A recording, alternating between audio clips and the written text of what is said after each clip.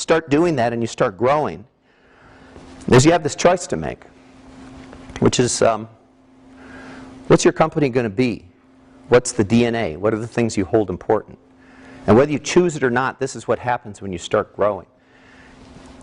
And a recommendation to you as you grow your companies, and I know there are some people that are in the middle of that, is you need to choose that carefully, because a company will take on the DNA that you have, the things that you hold important. And some of those are very important to push into the company. Some of them are very important to keep out. For instance, one of my values is, "Oh, that's good enough." Well, that's not a really good value for an aerospace company.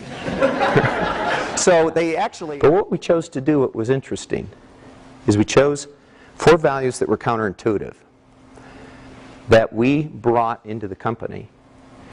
And we almost did it as an experiment, but we fundamentally believed this would make a company that worked. And one of the most important was fun. I mean, we were serious about it. We said fun will be important. Another one was family. We're going to care for each other. Another one was balance.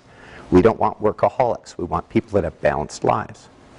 Then we had one which was, it's absolutely got to work no matter what on a spacecraft.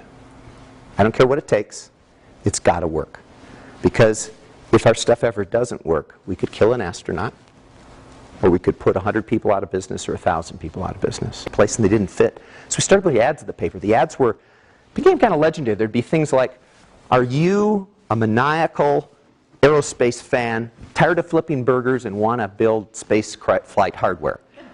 Now, I'm not too far off from what those words were. But what would happen is we'd get these people walking in the door and they'd kind of like go, "You wrote that for me." They'd have this glazed look. "How did you know?" And you can imagine, if they had that look, we'd say, "You're with us. Come on, let's go."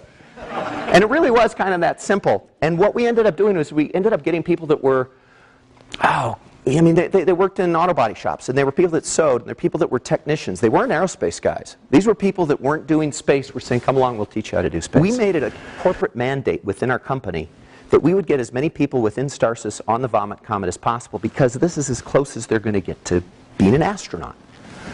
So we flew on it probably 10 times. Every time we got to take 5 people. 3 of them were necessary. The other 2, we had a lottery. Anybody could go. Put your name in. If you get drawn, you get to go on the Vomit Comet. So if you're at the front desk or whoever you are, you get to go. People that weren't on the science side of the company go on the Vomit Comet, but we all wanted to live vicariously.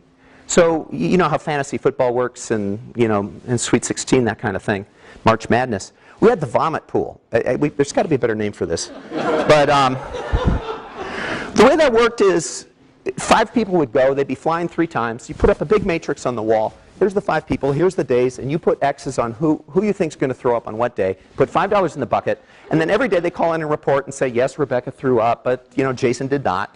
And then whoever got the most right would get maybe $100 out of this bucket. But there was method to the madness, because it allowed everybody to live vicariously with what was going on. It just connected people. One of the hardest things a company can go through and survive with this. Huge number of people stayed with it. Nobody bailed. And in the 20 years that we did Starsis, we flew 2,500 mechanisms on 250 spacecraft with 0 failures. Wow. And that's unprecedented. And that's with a bunch of guys with tattoos. And I keep picking on that, that just were great, great, great. It ain't going to fail in space.